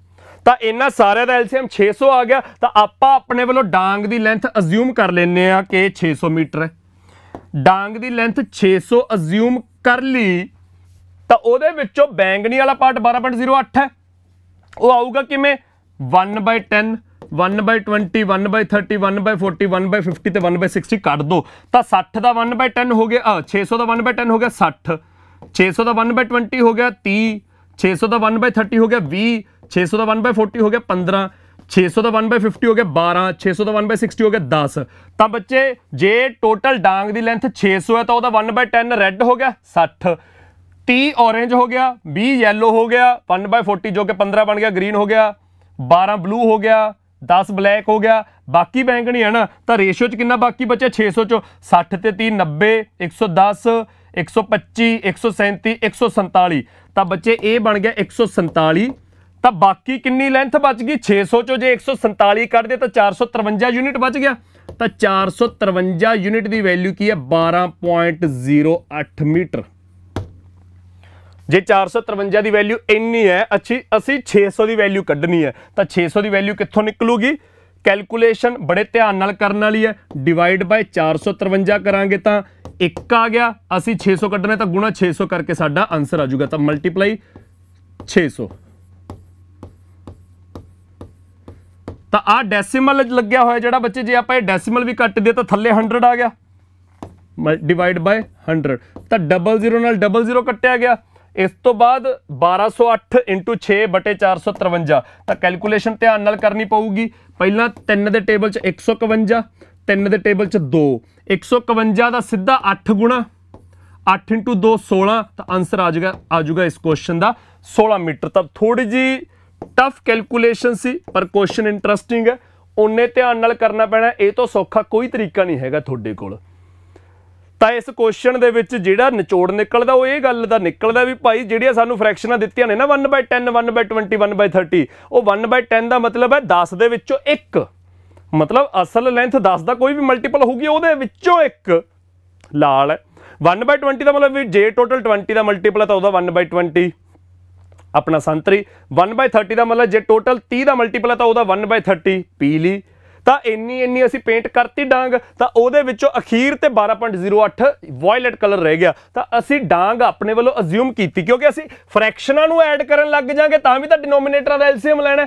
ਜੇ ਅਸੀਂ ਫਰੈਕਸ਼ਨਾਂ ਐਡ ਕਰਨ ਲੱਗ ਗਏ ਤਾਂ ਵੀ ਡਿਨੋਮੀਨੇਟਰ ਦਾ ਐਲਸੀਐਮ ਲੈਣਾ। ਤਾਂ ਅਸੀਂ ਫਰੈਕਸ਼ਨਾਂ ਐਡ ਨਹੀਂ ਕੀਤੀਆਂ, ਅਸੀਂ ਡਿਨੋਮੀਨੇਟਰ ਦਾ ਸਿੱਧਾ ਐਲਸੀਐਮ ਲੈ ਲਿਆ 600। ਤਾਂ ਅਸੀਂ 600 ਅਸਿਊਮ ਕਰ ਲਿਆ। ਫਰੈਕਸ਼ਨਾਂ ਦਾ ਮਤਲਬ ਅਸੀਂ ਟੋਟਲ 1 ਅਸਿਊਮ ਕਰ ਲਿਆ, ਉਹਦੇ ਨਾਲ ਕੈਲਕੂਲੇਸ਼ਨ ਔਖੀ ਹੋ ਗਈ। ਅਸੀਂ ਟੋਟਲ 600 ਅਸਿਊਮ ਕਰ ਲਿਆ ਤਾਂ 600 ਦਾ 1/10 ਹੋ ਗਿਆ 60, 600 ਚੋਂ 60 ਲਾਲ, 600 ਦਾ 1/20 ਹੋ ਗਿਆ 30, 30 ਸੰਤਰੀ, 600 ਦਾ 1/30 ਹੋ ਗਿਆ 20, 20 ਕੀ ਹੈ ਪੀਲੀ, 600 ਦਾ 1/40 ਹੋ ਗਿਆ 15 ਗ੍ਰੀਨ, 600 ਦਾ 1/50 ਹੋ ਗਿਆ 12 ਬਲੂ। ਇੰਨਾ ਹਿੱਸਾ ਸੀ 600 ਦੇ ਵਿੱਚੋਂ ਇਸ ਰੰਗ ਦਾ ਕਰਤਾ, ਬਾਕੀ ਵਾਇਲਟ ਹੈ। ਤਾਂ ਬਾਕੀ ਕੀ ਰਹਿ ਗਿਆ 600 ਚੋਂ ਜੇ 147 ਪੇਂਟ ਕਰਤੀ ਇਹਨਾਂ ਰੰਗਾਂ ਦੀ ਤਾਂ 453 ਬਚ ਗਿਆ ਜੋ ਕਿ 12.08 ਆ। ਤਾਂ 453 ਦੀ ਵੈਲਿਊ ਇੰਨੀ ਹੈ ਤਾਂ 600 ਦੀ ਕੀ ਹੋਗੀ, ਅਸੀਂ 600 ਕੱਢਿਆ। ਕੈਲਕੂਲੇਸ਼ਨ ਟਫ ਸੀਗੀ, ਕੈਲਕੂਲੇਸ਼ਨ ਥੋੜੀ ਜਿਹੀ ਧਿਆਨ ਨਾਲ ਕਰਨ ਵਾਲੀ ਸੀ। ਆਨਸਰ ਆ ਗਿਆ 16 ਮੀਟਰ ਫਸਟ ਆਪਸ਼ਨ। ਤਾਂ ਇਹ ਕੁਐਸਚਨ ਸਾਡਾ ਫਰੈਕਸ਼ਨਸ ਦੇ ਉੱਤੇ ਬੇਸਡ ਆ। ਫਰੈਕਸ਼ਨਸ ਦੇ ਉੱਤੇ ਬੇਸਡ ਕੁਝ ਸੌਖੇ ਕੁਐਸਚਨ ਵੀ ਤੁਸੀਂ ਅੱਗੇ ਦੇਖੋਗੇ। ਕੁਐਸਚਨ ਦੇਖੋ ਕੀ ਹੈ ਬੱਚੇ, ਐਗਜ਼ਾਮੀਨਰ ਕਹਿੰਦਾ 0.1 and 5/8 of a bamboo are in mud and water respectively। ਕਹਿੰਦੇ ਜੀ ਇੱਕ ਬਾਂਸ ਦਾ ਟੁਕੜਾ ਹੈਗਾ, ਉਹਦਾ 0.1 ਦੀ ਫਰੈਕਸ਼ਨ ਲਿਖਾਂਗੇ ਤਾਂ 1/10 ਲਿਖਾਂਗੇ। ਉਹਦਾ 0.1 ਹਿੱਸਾ ਚਿੱਕੜ 'ਚ ਹੈ ਤੇ 5/8 ਹਿੱਸਾ ਪਾਣੀ 'ਚ ਹੈ ਤੇ ਬਾਕੀ ਜਿਹੜੀ ਲੈਂਥ ਬਚ ਗਈ 2.75 ਮੀਟਰ, ਉਹ ਕਹਿੰਦੇ ਪਾਣੀ ਤੋਂ ਉੱਤੇ ਬਾਕੀ ਜਿਹੜੀ ਹੈ। ਤਾਂ what is the length of the bamboo, ਤਾਂ ਟੋਟਲ ਲੈਂਥ ਦੱਸਣੀ ਹੈ। ਤਾਂ ਬੱਚੇ ਮੱਡ ਦੇ ਵਿੱਚ ਕਿੰਨਾ ਹੈ, ਵਾਟਰ ਦੇ ਵਿੱਚ ਕਿੰਨਾ ਹੈ, ਰੈਸਟ ਕਿੰਨਾ ਹੈ। ਇਹ ਪੂਰਾ ਬੈਂਬੂ ਦਾ ਦਰਖਤ ਹੈ। ਤਾਂ ਬੱਚੇ ਮੱਡ ਦੇ ਵਿੱਚ ਉਹ ਕਹਿੰਦੇ ਕਿੰਨਾ ਹੈਗਾ 0.1, 0.1 ਦਾ ਮਤਲਬ 1/10, 10 ਦੇ ਵਿੱਚੋਂ 1। ਵਾਟਰ ਕਿੰਨਾ ਹੈ 5/8, ਉਹਦੀ ਸਿੱਧੀ ਫ੍ਰੈਕਸ਼ਨ ਦਿੱਤੀ ਹੈ। ਰੈਸਟ ਕਿੰਨਾ 2.75 ਮੀਟਰ। ਤਾਂ ਬੱਚੇ ਫ੍ਰੈਕਸ਼ਨ ਦੇ ਹਿਸਾਬ ਨਾਲ ਗੱਲ ਕਰੀਏ ਤਾਂ 1/10 ਦਾ ਮਤਲਬ 10 ਚੋਂ 1, ਜੇ ਟੋਟਲ 10 ਹੈ ਤਾਂ ਉਹਦੇ ਵਿੱਚੋਂ 1। ਵਾਟਰ ਦਾ ਮਤਲਬ ਜੇ ਟੋਟਲ 8 ਹੈ ਉਹਦੇ ਵਿੱਚੋਂ 5। ਤਾਂ ਟੋਟਲ ਮਤਲਬ 10 ਤੇ 8 ਦਾ ਮਲਟੀਪਲ ਆਊਗਾ ਕੋਈ, ਤਾਂ 10 ਤੇ 8 ਦਾ ਮਲਟੀਪਲ ਅਸੀਂ ਟੋਟਲ 40 ਮੰਨ ਲਈਏ, ਅਸੀਂ ਟੋਟਲ 40 ਮੰਨ ਲਈਏ LCM। ਤਾਂ 40 ਦਾ 1/10 ਹੋ ਗਿਆ 4, 40 ਦਾ 5/8 ਹੋ ਗਿਆ 25, ਤਾਂ 4 ਤੇ 25 ਹੋ ਗਿਆ 29, ਬਾਕੀ 11 ਬਚ ਗਿਆ। ਤਾਂ 11 ਦੀ ਵੈਲਿਊ 2.75 ਹੈ। ਤਾਂ ਰੇਸ਼ੀਓ ਦੇ ਵਿੱਚ 11 ਯੂਨਿਟ 2.75 ਹੈ। ਅਸੀਂ ਟੋਟਲ ਲੈਂਥ ਕੱਢਣੀ ਹੈ 40, ਤਾਂ 40 ਦੀ ਵੈਲਿਊ ਕੀ ਹੋ ਜੂ, ਡਿਵਾਈਡ ਬਾਈ 11 × 40। ਤਾਂ ਡਿਵਾਈਡ ਬਾਈ 11 × 40 ਦੀ ਕੈਲਕੂਲੇਸ਼ਨ ਧਿਆਨ ਨਾਲ ਦੇਖੋ, ਡੈਸੀਮਲ ਕੱਟਿਆ ਥੱਲੇ 100 ਲਾਤਾ, ਤਾਂ 11 ਤੇ 275 ਕੱਟਿਆ 25, 25 ਤੇ 100 ਆ ਗਿਆ 4, 4 ਤੇ 40 ਕੱਟਿਆ 10, ਤਾਂ ਆਨਸਰ ਆ ਗਿਆ 10 ਮੀਟਰ। ਤਾਂ ਇਸ ਕੁਐਸਚਨ ਦਾ ਆਨਸਰ ਤੁਹਾਡਾ ਆ ਜਾਊਗਾ ਬੱਚੇ ਫਸਟ ਆਪਸ਼ਨ 10 ਮੀਟਰ। ਕੈਲਕੂਲੇਸ਼ਨ ਇਹਨਾਂ ਸਵਾਲਾਂ 'ਚ ਥੋੜੀ ਜਿਹੀ ਤੰਗ ਕਰੂਗੀ, ਮੈਂ ਜਿੰਨਾ ਮਰਜ਼ੀ ਕਹੀ ਜਾਵਾਂ ਕਿ ਦੇਖੋ ਬਹੁਤ ਸੌਖੀ ਕੈਲਕੂਲੇਸ਼ਨ ਹੋਗੀ, ਸੌਖੀ ਮੇਰੇ ਤੋਂ ਹੋਗੀ, ਸੌਖੀ ਕੁਝ ਸਟੂਡੈਂਟਸ ਤੋਂ ਹੋਗੀ। ਆਮ ਵਿਦਿਆਰਥੀਆਂ ਲਈ ਇਹ ਕੈਲਕੂਲੇਸ਼ਨ ਥੋੜੇ ਜਿਹੇ ਠਰਮੇ ਨਾਲ ਕਰਨ ਵਾਲੀ ਆ, ਪਰ ਉਹ ਕੈਲਕੂਲੇਸ਼ਨ ਕਰਨ ਤੋਂ ਪਹਿਲਾਂ ਜਿਹੜੀ ਜ਼ਰੂਰੀ ਚੀਜ਼ ਹੈ ਜਿਹਨੇ ਫਿਰ ਕੈਲਕੂਲੇਸ਼ਨ ਥੋੜੀ ਜਿਹੀ ਸੌਖੀ ਕਰਨੀ ਹੈ, ਉਹ ਇਹੀ ਹੈ ਵੀ ਭਾਈ ਐਗਜ਼ਾਮੀਨਰ ਕੁਐਸਚਨ 'ਚ ਕੀ ਗਿਵਨ ਦੇ ਰਿਹਾ, ਉਹਨੂੰ ਸਮਝਦੇ ਹੋਏ ਕੁਐਸਚਨ ਸੋਲਵ ਕਿਵੇਂ ਕਰ ਰਹੇ ਆ, ਫਿਰ ਥੋੜਾ ਜਿਹਾ ਸੌਖਾ ਹੋਊਗਾ। ਐਗਜ਼ਾਮੀਨਰ ਕਹਿੰਦਾ ਕਿ ਭਾਈ ਪੂਰੇ ਬਾਂਸ ਦੇ ਟੁਕੜੇ 'ਚੋਂ 0.1 ਜਿਹਦੀ ਫ੍ਰੈਕਸ਼ਨ 1/10 ਬਣ ਗਈ, ਉਹ ਚਿੱਕੜ 'ਚ, ਬਾਕੀ 5/8 ਪਾਣੀ 'ਚ, ਬਾਕੀ 2.75 ਬਾਹਰ ਆ। ਤਾਂ 1/10 ਦਾ ਮਤਲਬ ਬਈ ਟੋਟਲ 10 ਹੈ ਤਾਂ ਉਹਦੇ ਵਿੱਚੋਂ 1, 5/8 ਦਾ ਮਤਲਬ ਟੋਟਲ 8 ਹੈ ਤਾਂ ਉਹਦੇ ਵਿੱਚੋਂ 5, ਤਾਂ ਟੋਟਲ ਤਾਂ ਕੁਛ ਸੇਮ ਹੀ ਹੋਊਗਾ ਨਾ। ਤਾਂ ਟੋਟਲ 10 ਦਾ ਵੀ ਮਲਟੀਪਲ ਹੈ, 8 ਦਾ ਵੀ ਮਲਟੀਪਲ ਹੈ, ਤਾਂ ਅਸੀਂ ਟੋਟਲ ਲੈ ਲਏ 10 ਤੇ 8 ਦਾ LCM 40। ਤਾਂ 40 ਦਾ 1/10 ਹੋ ਗਿਆ 4, 40 ਦਾ 5/8 ਹੋ ਗਿਆ 25, ਤਾਂ 29 ਤਾਂ ਇਹੀ ਹੋ ਗਿਆ 4 ਤੇ 25 29 ਹੋ ਗਿਆ।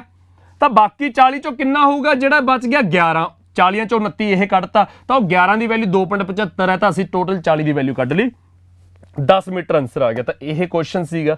ਇਹਦੇ ਨਾਲ ਦਾ ਹੀ ਕੁਐਸਚਨ ਕਹਿੰਦੇ ਇੱਕ ਕਿਸਾਨ ਹੈ, ਹੀ ਡਿਵਾਈਡਸ ਹਿਜ਼ ਹਰਡ ਆਫ X ਕਾਊਜ਼। ਕਹਿੰਦੇ ਇੱਕ ਕਿਸਾਨ ਕੋਲ X ਗਾਵਾਂ ਨੇਗੀਆਂ, X ਗਿਣਤੀ ਹੈ ਗਾਵਾਂ ਦੀ, ਉਹਨੇ ਆਪਦੇ 4 ਜਵਾਕਾਂ 'ਚ ਵੰਡੀਆਂ, so that the first son gets 1/2 of the herd, 1/2 ਮਤਲਬ 1/2 of the herd, the second son gets 1/4, 1/4 of the cows, third son gets 1/5 of the cows. ਬਾਕੀ ਨੂੰ 7 ਗਾਵਾਂ ਜਿਹੜੀਆਂ ਬਚ ਗਈਆਂ ਉਹ ਮਿਲ ਗਈਆਂ। ਤਾਂ ਦੱਸੋ X ਦੀ ਵੈਲਿਊ ਕਿੰਨੀ ਹੈ। ਤਾਂ ਟੋਟਲ X ਹੈ, ਪਹਿਲੇ ਨੂੰ, ਦੂਜੇ ਨੂੰ, ਤੀਜੇ ਨੂੰ ਤੇ ਆਖਰੀ ਚੌਥੇ ਨੂੰ ਕਿੰਨੀਆਂ ਕਿੰਨੀਆਂ ਮਿਲੀਆਂ। ਪਹਿਲੇ ਨੂੰ 1/2 ਮਤਲਬ ਟੋਟਲ 2 ਦਾ ਮਲਟੀਪਲ ਹੋਊ, ਦੂਜੇ ਨੂੰ 1/4 4 ਦਾ ਮਲਟੀਪਲ ਹੋਊ, ਤੀਜੇ ਨੂੰ 1/5 5 ਦਾ ਮਲਟੀਪਲ ਹੋਊ, ਚੌਥੇ ਨੂੰ 7 ਗਾਵਾਂ ਮਿਲ ਗਈਆਂ। ਤਾਂ ਬੱਚੇ ਧਿਆਨ ਨਾਲ ਦੇਖੋ, ਤਾਂ ਟੋਟਲ ਗਾਵਾਂ ਅਸੀਂ ਕਿਉਂਕਿ ਸਾਨੂੰ ਫ੍ਰੈਕਸ਼ਨ 'ਚ ਹਿੱਸਾ ਦਿੱਤਾ ਹੈ, ਤਾਂ ਅਸੀਂ ਟੋਟਲ ਕੀ ਅਜ਼ਿਊਮ ਕਰਾਂਗੇ 2 4 5 ਦਾ LCM। ਤਾਂ ਟੋਟਲ ਕਾਊਜ਼ ਅਸੀਂ ਅਜ਼ਿਊਮ ਕਰ ਲਿਆ 2 4 5 ਦਾ LCM 20। ਜੇ ਟੋਟਲ 20 ਗਾਵਾਂ ਨੇ ਤਾਂ ਪਹਿਲੇ ਨੂੰ 1/2 ਯਾਨੀ ਕਿ 10 ਮਿਲੀਆਂ, ਦੂਜੇ ਨੂੰ 1/4 5 ਮਿਲੀਆਂ, ਤੀਜੇ ਨੂੰ 1/5 4 ਮਿਲੀਆਂ। ਤਾਂ 10 ਤੇ 5 15 ਤੇ 4 19 ਤਾਂ ਇਹੀ ਲੈ ਗਏ। 20 ਦੇ ਵਿੱਚੋਂ ਜੇ 19 ਇਹ ਲੈ ਗਏ ਤਾਂ 1 ਬਚੀ, ਉਹ 1 ਦੀ ਵੈਲਿਊ ਕੀ ਹੈ 7 ਕਾਊਜ਼। ਜੇ 1 ਦੀ ਵੈਲਿਊ 7 ਕਾਊਜ਼ ਹੈ ਤਾਂ ਟੋਟਲ 20 ਦੀ ਵੈਲਿਊ ਕੀ ਹੋ ਜੂਗੀ 140 ਕਾਊਜ਼। ਤਾਂ ਇਸ ਕੁਐਸਚਨ ਦਾ ਆਨਸਰ ਤੁਹਾਡਾ ਆ ਜਾਊਗਾ C ਆਪਸ਼ਨ 140। ਤਾਂ ਇਹ ਕੁਝ ਕੁਐਸਚਨਸ ਨੇ ਜਿਹੜੇ ਫ੍ਰੈਕਸ਼ਨਸ ਦੇ ਉੱਤੇ ਬੇਸਡ ਆਮ ਤੌਰ ਤੇ ਪੇਪਰਾਂ 'ਚ ਪੁੱਛੇ ਜਾ ਰਹੇ ਨੇ। PEET+ ਵੀ ਖਾਸ ਕਰਕੇ ਅੱਜ ਕੱਲ ਪੁੱਛ ਵੀ ਰਹੇਗਾ, ਥੋੜੇ ਜਿਹੇ ਧਿਆਨ ਨਾਲ ਕਰਨ ਵਾਲੇ ਕੁਐਸਚਨਸ ਨੇ। ਇਹਦੇ ਨਾਲ ਅਗਲੇ ਕੁਐਸਚਨ ਤੇ ਆ ਜਾਓ ਬੱਚੇ। ਅਗਲਾ ਕੁਐਸਚਨ ਕੀ ਹੈ, ਐਗਜ਼ਾਮੀਨਰ ਕਹਿੰਦਾ 2 numbers are less than a third number by 64% and 24% ਰਿਸਪੈਕਟਿਵਲੀ। Percentage ਦੇ ਕੁਝ 4 ਤੋਂ 5 ਕੁਐਸਚਨਸ ਹੋਰ ਕਰਨੇ ਨੇ, ਜਿਹਦੇ ਵਿੱਚ 2 ਕੁਐਸਚਨਸ ਤੁਸੀਂ ਦੇਖੇ ਹੋਣਗੇ। ਆਖਰੀ ਕੁਐਸਚਨ ਕਾਫੀ ਬੱਚਿਆਂ ਲਈ ਪਹਿਲਾ ਕੁਐਸਚਨ ਹੋਊਗਾ, ਪਹਿਲੀ ਵਾਰ ਦੇਖਿਆ ਹੋਇਆ ਕੁਐਸਚਨ ਹੋਊਗਾ। ਵਿੱਚ 3-4 ਕੁਐਸਚਨ ਜਿਹੜੇ ਇਸ ਤੋਂ ਬਾਅਦਲੇ 3-4 ਕੁਐਸਚਨਸ ਨੇਗੇ, ਇਹ ਕੁਐਸਚਨ ਡੈਫੀਨੇਟਲੀ ਕਾਫੀ ਬੱਚਿਆਂ ਨੇ ਦੇਖਿਆ ਹੋਊਗਾ, ਆਨਸਰ ਵੀ ਕਰਨ ਲੱਗੇ ਹੋਣਗੇ। ਵਿੱਚ ਜਿਹੜੇ 3-4 ਕੁਐਸਚਨ ਨੇ ਉਹ ਕਾਫੀ ਬੱਚਿਆਂ ਨੇ ਅਲੱਗ-ਅਲੱਗ ਤਰ੍ਹਾਂ ਅਲੱਗ-ਅਲੱਗ ਥਾਵਾਂ ਤੇ ਦੇਖੇ ਹੋਣਗੇ। ਉਹ ਆਪਾਂ ਸਾਰੇ 3 ਕੁਐਸਚਨ 4 ਕੁਐਸਚਨ ਇੱਕੋ ਜਗ੍ਹਾ ਕਰ ਲਾਂਗੇ, ਇੱਕੋ ਤਰੀਕੇ ਨਾਲ ਕਰ ਲਾਂਗੇ। ਉਸ ਤੋਂ ਪਹਿਲਾਂ ਇਹ ਕੁਐਸਚਨ ਦੇਖੇ ਹੋਊਗਾ। ਉਹ ਕਹਿੰਦੇ ਕੋਈ 2 ਨੰਬਰ ਨੇ are less than a third number, कोई दो नंबर मान लो ए ते बी, वो किसी तीजे नंबर सी तो किन्ने घट ने, लैस ने, पहला 64% ते दूजा 25% घट ने, क्योंकि किसी तीजे नाल कंपैरिजन हो रहा है तो बस बई क्योंकि किसी तीजे नाल कंपैरिजन हो रहा तो असीं तीजे नंबर नूं 100 मन सकते हैं। किसी चीज़ नूं मेरे नंबर वो फलाने जवाक दे नंबर तो 10% घट ने, मेरी तनख्वाह वो फलाने बंदे की तनख्वाह तो 15% घट है, मेरे पिंड की आबादी वो फलाने दूजे पिंड नालों 20% घट है, तो मेरी चीज़ किसी दूजे तो दसी गई है ना 15% घट 10% घट, तो कंपैरिजन दूजे नाल हो रहा तो दूजा अपने आप च कंप्लीट 100% है, तो इत्थे कंपैरिजन तीजे नंबर नाल हो रहा वो अपने आप च 100%, पहला 64% घट है तो 36 रह गया, दूजा 25% घट है तो 75 रह गया, तो जे तीजा नंबर 100% असीं उहनूं 100 ही मान लिया, तो पहला वो तो 64% घट है तो 36, दूजा 75% घट है तो सॉरी 25% घट है तो 75, वो कहंदा इस हिसाब नाल बाय वट परसेंटेज दे विच दसो पहला नंबर इज लैस दैन दा दूजा नंबर, तो परसेंटेज दे विच दसो जिहड़ा पहला नंबर है वो दूजे तो कितना घट है, तो ये नंबर आ गए परसेंटेज दे विच नहीं आया, कंपैरिजन परसेंटेज दे विच सी, तो असीं नंबर कढ ले, तो पहला नंबर दूजे तो कितना घट है, नंबर दे विच 39 घट है। एग्जामिनर कहता परसेंटेज दे विच दसो, तो बच्चे जदों परसेंटेज दे विच दसना तो कंपैरिजन होगा जिहदे तो देखना है, पहला नंबर दूजे तो कितना घट है, तो दूजे नाल कंपैरिजन होगा, तो 39 जिहड़ा घट है वो 75 तो देखा जाऊगा, परसेंटेज कड्ढण लई मल्टीप्लाई 100 होगा। तो बच्चे ध्यान नाल देखो, कैलकुलेशन सारी दी सारी 75 ते 100 हो गया, 4 ते 3 3 ते 39 13, तो 13 × 4 करके बच्चे तुहाडा आंसर आ जाऊगा 52%। तो इस क्वेश्चन का आंसर 52%। किसी स्टूडेंट ने गलती नाल 39% नहीं आंसर कर देना भी सर 39 घट है तो 39% आ गया, 39 घट है पर परसेंटेज कड्ढण लई कंपैरिजन करांगे जिहदे तो घट वध देखना है, तो 20 तो दूजे नंबर तो देखना, तो 39 का कंपैरिजन 75 दे नाल होऊगा ही होऊगा, इस चीज़ का ध्यान रखना है। अगला क्वेश्चन देखो जी, अगला क्वेश्चन आम तौर पर स्टूडेंट्स ने यह क्वेश्चन देखे होणगे मिक्सचर एलीगेशन दे विच, ਅਸੀਂ ਇਹਨੂੰ ਮਿਕਸਚਰ ਐਲੀਗੇਸ਼ਨ ਚ ਵੀ ਕੀਤਾ, ਐਲੀਗੇਸ਼ਨ ਲਾ ਕੇ ਵੀ ਕੀਤਾ, पर ਇਹ ਕੁਝ ਵੱਖਰੇ ਵੱਖਰੇ ਕਿਸਮ ਦੇ ਸਵਾਲ ਨੇ ਜਿਹਦੇ ਵਿੱਚ ਫਰੈਸ਼ ਫਰੂਟ ਡਰਾਈ ਫਰੂਟ ਵਾਲੇ ਸਵਾਲ ਮੈਂ ਕਾਫੀ ਵਾਰ ਪੇਡ ਬੈਚ ਦੇ ਵਿੱਚ YouTube ਤੇ ਥਾਂ ਤੇ ਕਰਾਏ ਨੇ। ਇਹ तमाम ਤਰ੍ਹਾਂ ਦੇ ਕੁਐਸਚਨ ਮੈਂ ਫਰੈਸ਼ ਫਰੂਟ ਡਰਾਈ ਫਰੂਟ ਅੱਜ ਨਹੀਂ ਲੈ ਕੇ ਆਇਆ, ਪਰ ਇਹ तमाम ਤਰ੍ਹਾਂ ਦੇ ਕੁਐਸਚਨਸ ਕੀ ਨੇ ਇੱਕੋ ਹੀ ਤਰੀਕੇ ਨਾਲ ਹੋਣਗੇ ਜੇ ਉਹਦੇ ਵਿੱਚ ਤੁਸੀਂ ਮਾੜਾ ਜਿਹਾ ਬੇਸਿਕਲੀ ਐਗਜ਼ਾਮੀਨਰ ਕਹਿ ਕੀ ਰਿਹਾ ਇਹ ਧਿਆਨ ਨਾਲ ਸਮਝੋ, ਤਾਂ ਉਹ ਮੇਰੀ ਜ਼ਿੰਮੇਵਾਰੀ ਹੈ ਮਾੜਾ ਜਿਹਾ ਥਰਮੇ ਜਿਹੇ ਨਾਲ ਸੁਣ ਲਿਓ। ਐਗਜ਼ਾਮੀਨਰ ਕਹਿੰਦਾ a solution of salt and water, पानी दे विच नमक का एक सल्यूशन है मिक्सचर है, वो 15% साल्ट आ बाय वेट, वो कहते ये विचों जे 30 kg ऑफ वाटर इवैपोरेट्स, सानू नहीं पता टोटल कितना है, आ सल्यूशन दा क्वांटिटी किन्नी है, किन्ने किलो है, सानू कुछ नहीं पता, किन्ना उहदे विच पानी आ, किन्ना उहदे विच नमक है, सानू कुछ नहीं पता। एग्जामिनर कहता साडे कोल एक मिक्सचर है पानी ते नमक दा, सानू क्वांटिटी नहीं पता, टोटल नहीं पता, उहदे विच 15% नमक आ, तो कुछ पानी कुछ नमक होऊगा, परसेंटेज दे विच जे 15% नमक है तो मतलब बाकी 85% पानी है, इन्ना क मसला क्लीयर आ। उहदे विचों एग्जामिनर कहंदा भी पानी इवैपोरेट कर गया, 30 किलो पानी हवा च उड़ गया एंड द सल्यूशन नाउ हुण इहदे उड्डण तो बाद कंटेन्स 20% ऑफ द सॉल्ट। बच्चे सॉल्ट पहला कितना सीगा 15%, 15% सॉल्ट सी, बाकी पानी सी, उहदे विचों 30 किलो पानी उड़ गया, सॉल्ट उड्डिया, सॉल्ट जमा नहीं उड्डिया, कल्ला पानी उड्डिया, कल्ला पानी उड्डिया, तो यह मतलब सॉल्ट जिन्ना पहला सी उन्ना ही रहा। तो क्वांटिटी वाइज गल करिए हमेशा ध्यान च रखना भी भाई जो एक चीज़ घट जा वध रही है, पानी इवैपोरेट कर रहा मतलब पानी घट गया, या पानी होर ऐड कर लेंदे पानी वध गया, एक चीज़ जो घट जा वध रही है तुसीं ध्यान रखना कि दूजी सेम रह रही है। सॉल्ट इस क्वेश्चन च ना घट रहा ना वध रहा, परसेंटेज च फर्क पै गया, परसेंटेज क्योंकि टोटल के हिसाब नाल दसनी है तो परसेंटेज च फर्क पै गया भी भाई पहला 15% नमक सी हुण 20% हो गया, वो परसेंटेज दे विच फर्क इस करके पिया क्योंकि टोटल बदल गया पानी दे उड्डण नाल, ते कंपैरिजन टोटल नाल ही करके परसेंटेज निकलदी है, पर सॉल्ट नमक असल च सेम रहा। तो असल च नमक कितना है, पहला 15% सीगा, तो 15% ऑफ इनिशियल टोटल उन्नू आपां T1 लिख लैंदे आ, ते हुण 20% नमक हो गया, 20% किहदा T2 दा, T2 की है तो नवा टोटल की है, पहले तो 30 किलो घट गया, पानी 30 किलो उड गया तो टोटल भी 30 किलो घट गया, तो बच्चे उन्होंने जां तां तुसीं T2 लिख लो नहीं तो टोटल तो 30 घट लिख लो।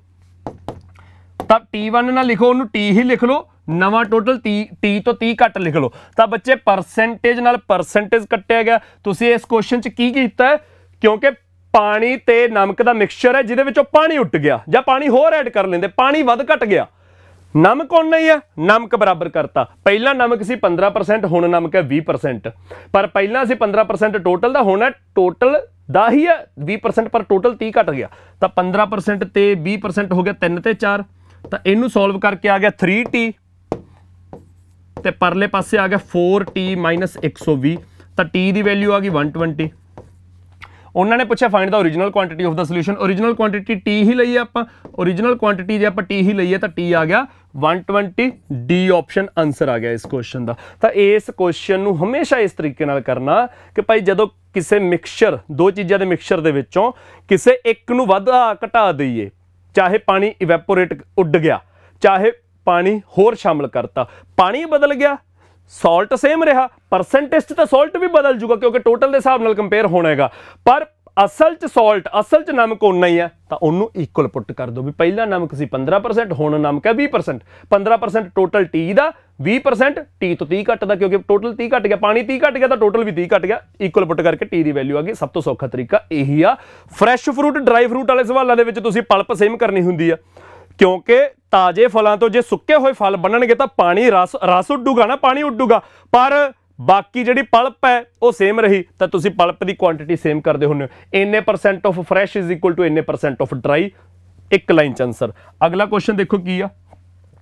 ਐਗਜ਼ਾਮੀਨਰ ਕਹਿੰਦਾ 40 litres mixture of milk and water contains 10% water. ਆਪਣੇ ਕੋਲ 40 ਲੀਟਰ ਇੱਥੇ ਟੋਟਲ ਦਿੱਤਾ ਹੋਇਆ, ਮਿਲਕ ਤੇ ਪਾਣੀ ਦਾ, ਮਿਲਕ ਤੇ ਵਾਟਰ ਦਾ ਟੋਟਲ 40 ਲੀਟਰ ਹੈ, ਜਿਹਦੇ ਵਿੱਚ 10% ਪਾਣੀ ਹੈ। ਉਹ ਕਹਿੰਦੇ how much water should be added. ਇਹ 'ਚ ਪੁੱਛਿਆ ਗਿਆ ਕਿ ਕਿੰਨਾ ਪਾਣੀ ਐਡ ਕੀਤਾ ਜਾਵੇ ਇਨ ਦਿਸ ਮਿਕਸਚਰ ਤਾਂ ਕਿ ਵਾਟਰ ਦਾ ਲੈਵਲ ਹੈ ਜਿਹੜਾ ਉਹ 20% ਹੋ ਜਾਏ। ਬੱਚੇ ਵਾਟਰ ਪਹਿਲਾਂ ਕਿੰਨਾ ਸੀ 10%, ਵਾਟਰ ਹੁਣ ਕਿੰਨਾ ਕਰਨਾ 20%। ਵਾਟਰ ਕਿਵੇਂ ਵਧਾਉਣਾ ਹੈਗਾ, ਉਹ ਕਹਿੰਦੇ ਕਿੰਨਾ ਐਡ ਕੀਤਾ ਜਾਵੇ।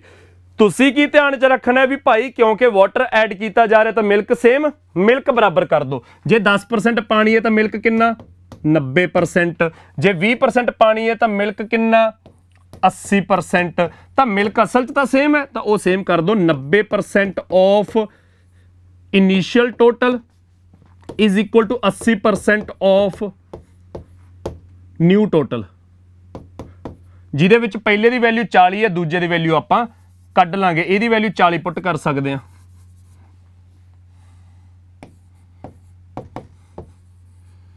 ਨਵਾਂ ਟੋਟਲ 40 ਤੋਂ ਜਿੰਨਾ ਜ਼ਿਆਦਾ, ਉਹਨੂੰ 40 ਪਲੱਸ T ਲਿਖ ਲਓ, ਕੁਝ ਵੀ ਲਿਖ ਲਓ। ਆਪਾਂ 40 ਕੱਢ ਲੈਨੇ ਤਾਂ ਜਿੰਨਾ ਜ਼ਿਆਦਾ ਆ ਗਿਆ ਉਹ ਆਨਸਰ ਆ ਜਾਊਗਾ ਸਾਡਾ। ਬੱਚੇ 0 ਤੇ % ਕੈਂਸਲ, 9 × 40 8 40, 5 ਆ ਗਿਆ, 9 × 5 45 ਆ ਗਿਆ। ਤਾਂ T ਦੀ ਵੈਲਿਊ ਤਾਂ 45 ਲੀਟਰ ਆ ਗਈ, ਪਰ ਇੱਥੇ ਆਨਸਰ 45 ਲੀਟਰ ਨਹੀਂ ਆਊਗਾ, ਇੱਥੇ ਆਊਗਾ 40 ਤੋਂ ਜਿੰਨਾ ਵੱਧ ਗਿਆ ਉਹ ਆਨਸਰ ਹੈ, ਉਹ ਪਾਣੀ ਐਡ ਹੋਇਆ ਤਾਂ 5 ਲੀਟਰ ਆਨਸਰ ਆਊਗਾ। ਕਿਸੇ ਨੇ 45 ਲੀਟਰ ਜਾਂ ਅੱਛਾ ਆਪਸ਼ਨਸ ਦੇ ਵਿੱਚ ਮੈਂ kg ਲਿਖਤੇ ਗਲਤੀ ਨਾਲ, ਲੀਟਰ ਆਊਗਾ। ਕਿਸੇ ਨੇ 45 ਆਨਸਰ ਨਹੀਂ ਕਰਨਾ, 45 ਨਵਾਂ ਟੋਟਲ ਆ ਗਿਆ, 40 ਤੋਂ ਫਾਲਤੂ। ਜੇ ਲਿਖਣ ਦਾ ਤਰੀਕਾ ਸੌਖਾ ਕਰਨਾ ਤਾਂ ਇਹਨੂੰ ਆਪਾਂ ਕਰ ਲਾਂਗੇ।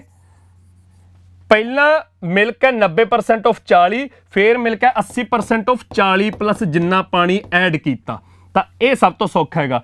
% 0 ਕੱਟਿਆ, 8 ਤੇ 40 ਕੱਟਿਆ, 5 9 × 5 45 ਆ ਗਿਆ। ਤਾਂ 40 plus W is equal to 45। ਤਾਂ ਪਾਣੀ ਕਿੰਨਾ ਐਡ ਕੀਤਾ 5 ਲੀਟਰ। ਤਾਂ ਇਸ ਕੁਐਸਚਨ ਦਾ ਆਨਸਰ ਤੁਹਾਡਾ ਇਸ ਹਿਸਾਬ ਨਾਲ 5 ਲੀਟਰ ਆ ਜਾਊਗਾ। ਇੱਥੇ ਆਪਾਂ ਆਪਸ਼ਨਸ ਕਰੈਕਟ ਕਰ ਲਈਏ, ਕਿਲੋ ਦੀ ਜਗ੍ਹਾ ਲੀਟਰਸ ਲਿਖਣੇ ਨੇ ਬਸ। ਤਾਂ ਇਹ ਜਿਹੜੀ ਫਾਈਲ ਹੈ ਇਹ ਮੈਂ ਸਾਰੀ ਦੀ ਸਾਰੀ ਫਾਈਲ ਤੁਹਾਨੂੰ ਟੈਲੀਗ੍ਰਾਮ ਚੈਨਲ, ਜਿਹੜਾ ਸਕਸੈਸ ਟਰੀ ਦਾ ਟੈਲੀਗ੍ਰਾਮ ਚੈਨਲ ਹੈ ਸਕਸੈਸ ਟਰੀ ਪੰਜਾਬ ਦੇ ਨਾਮ ਤੋਂ, ਉਹਦੇ ਵਿੱਚ ਅੱਜ ਸ਼ਾਮ ਤੱਕ ਪਹੁੰਚਾ ਦੂੰਗਾ। ਹਾਂਜੀ, ਤਾਂ ਇਹ ਬੱਚੇ ਆਪਣਾ ਕੁਐਸਚਨ ਸੀਗਾ। ਅਗਲਾ ਕੁਐਸਚਨ ਦੇਖੋ, ਮਿਲਦਾ ਜੁਲਦਾ, ਅ ਪਰਸਨ ਸੇਵਸ 25। ਇਹ ਮਿਲਦਾ ਜੁਲਦਾ ਨਹੀਂ ਹੈਗਾ। ਇਹ ਸਾਡਾ ਅੱਜ ਦਾ ਆਖਰੀ ਕੁਐਸਚਨ ਹੈ, ਜਿਹੜਾ ਮੈਂ ਕਿਹਾ ਸੀਗਾ ਕਿ ਕੁਝ ਬੱਚੇ ਪਹਿਲੀ ਵਾਰ ਦੇਖਣਗੇ, ਇੰਟਰਸਟਿੰਗ ਹੈ ਤੇ ਸੌਖਾ ਕੁਐਸਚਨ ਹੈ। ਉਹ ਕਹਿੰਦੇ ਕੋਈ ਬੰਦਾ 25% ਸੇਵ ਕਰਦਾ ਆਪਣੀ ਇਨਕਮ ਦੇ ਵਿੱਚੋਂ, if his income increases by 20% and still he saves the same amount as before. ਉਹ ਕਹਿੰਦੇ ਕੋਈ ਬੰਦਾ ਇਨੀਸ਼ੀਅਲੀ ਆਪਣੀ ਇਨਕਮ ਦੇ ਵਿੱਚੋਂ 25% ਸੇਵ ਕਰਦਾ, ਤਾਂ ਇਨਕਮ ਦੇ ਵਿੱਚੋਂ ਕਿਉਂਕਿ 25% ਸੇਵ ਕਰਦਾ ਤਾਂ ਇਨਕਮ ਨੂੰ ਆਪਾਂ 100% ਮੰਨ ਸਕਦੇ ਹਾਂ। 25 ਦੀ ਸੇਵਿੰਗ ਹੈ ਤਾਂ ਬਾਕੀ 75 ਖਰਚਾ ਕੀਤਾ। ਤਾਂ ਬੱਚੇ ਆਪਾਂ ਇੱਕ ਕੇਸ ਤਾਂ ਮੰਨ ਸਕਦੇ ਹਾਂ, ਇਨਕਮ ਦੇ ਵਿੱਚੋਂ ਇੰਨਾ ਖਰਚਾ ਇੰਨੀ ਸੇਵਿੰਗ। ਤਾਂ ਪਹਿਲੇ ਕੇਸ 'ਚ ਤਾਂ ਐਗਜ਼ਾਮੀਨਰ ਕਹਿੰਦਾ ਵੀ 25% ਸੇਵ ਕਰਦਾ, ਤਾਂ 100 ਚੋਂ 25 ਸੇਵ ਕੀਤਾ ਤਾਂ ਮਤਲਬ 75 ਖਰਚਿਆ। ओरिजिनल केस तो यह है, पर वो कहते भी भाई जे ਉਹਦੀ इनकम 20% ਵੱਧ ਜੇ, इनकम 20% ਵੱਧ ਜੇ ਤਾਂ ਦੂਜਾ केस हो गया 120, इनकम 20% इंक्रीज कर गई तो 100 तो 120 होगी, and still he saves the same amount as before. ते पहला जिन्ने पैसे ही सेव करता, पहला किन्ने सेव करता 25 रुपए, तो हुण भी किन्ने सेव करूगा 25 रुपए ही सेव करूगा, हुण भी 25 रुपए ही सेव करूगा, पर हुण जेड़े 25 रुपए सेव करूगा ਉਹਦੇ ਹਿਸਾਬ ਨਾਲ ਉਹਦਾ ਖਰਚਾ ਕਿੰਨਾ ਬੱਚੇ, ਉਹਦਾ ਖਰਚਾ ਹੋ ਗਿਆ ਜੇ 120 ਚੋਂ 25 ਸੇਵ ਕੀਤੇ ਤਾਂ 95 ਰੁਪਏ ਦਾ ਖਰਚਾ ਹੋ ਗਿਆ। ਐਗਜ਼ਾਮੀਨਰ ਕਹਿੰਦਾ ਉਹਦਾ ਪਰਸੈਂਟ ਇਨਕਰੀਜ਼ ਇਨ ਦਾ ਐਕਸਪੈਂਡੀਚਰ ਦੱਸੋ, ਐਕਸਪੈਂਡੀਚਰ ਕਿੰਨੇ ਪਰਸੈਂਟ ਵਧ ਗਿਆ ਬੱਚੇ, ਐਕਸਪੈਂਡੀਚਰ ਉਹਦਾ 20 ਰੁਪਏ ਵਧ ਗਿਆ।